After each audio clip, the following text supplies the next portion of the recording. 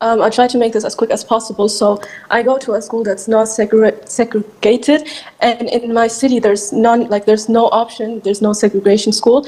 And the thing is, I'm forced to go to school because I'm under 18 and I have 2 years to go, and I'm either forced to go to school or to work. And the thing is, if I don't go, the government will make me pay a price, and I'm worried for my parents. So my question is, can I switch to another school that I think is better, where I'll keep myself unknown? Because the school that I go to right now, I've been going there since 5th grade, and the teachers, like the male teachers and classmates, are used to me, and I feel like there's so much fitna, and my iman is clearly like going downhill every time I go to school. So what can I do?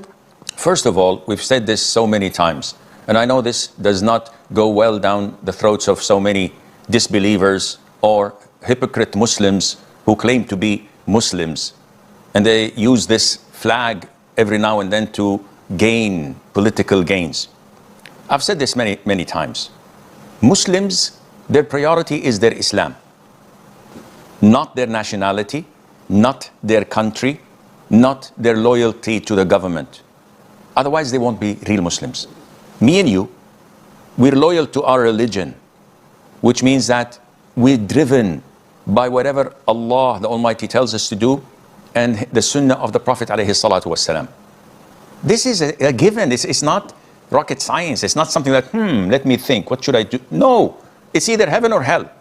Now, having said that, living in kafir countries that obligate upon us things that go against our religion, that would deteriorate our iman, that would force us to do sins, is not permissible. To live in such countries is not permissible. You have to migrate.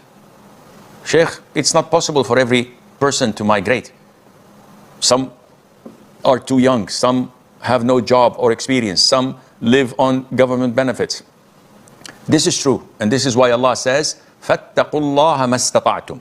Fear Allah to the best of your ability. If you are able to relocate to another school where you would find the fitna far, far less, and you would be able to practice your religion, to avoid blatant haram things such as mixed physical education classes or jumping into the pool with the opposite gender and swimming. What is this?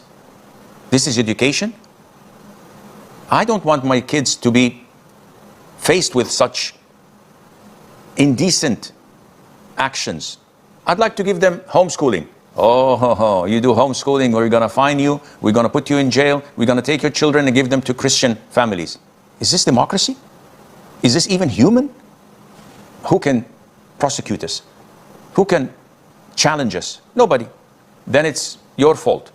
It's the father's fault to go to such countries. And unfortunately, we have hypocrites who usually use the flag, I'm born to Muslim parents, and they pursue government positions and public offices, and they're more fierce enemies to the Muslims than the Jews and the Christians. They attack the hijab, they attack the niqab, they leave everything that benefits their people and constituents. They leave talking about healthcare, public transportation, education, that benefits the ummah, not the Muslims, the whole ummah.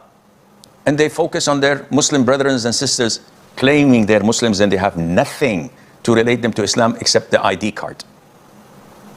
So again, if you can reduce the amount of fitna, maintain a certain level of iman by relocating to another school, so be it.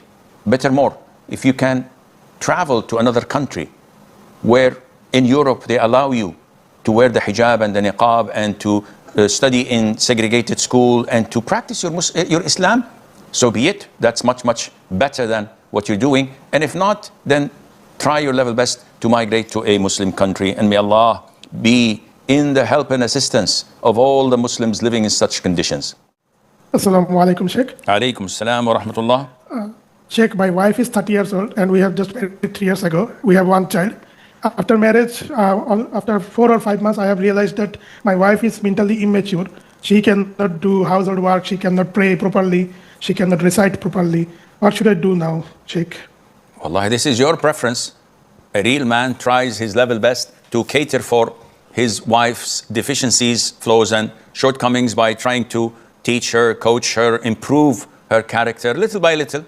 3 years is a lot of time spent together. There are lots of emotions, love, compassion between the two of you. Divorce is the easiest thing people could do. Just pull the plug and move on. Everyone can do this, but not real men. Real men would invest on such a relationship. Real men would invest on the mother of their child.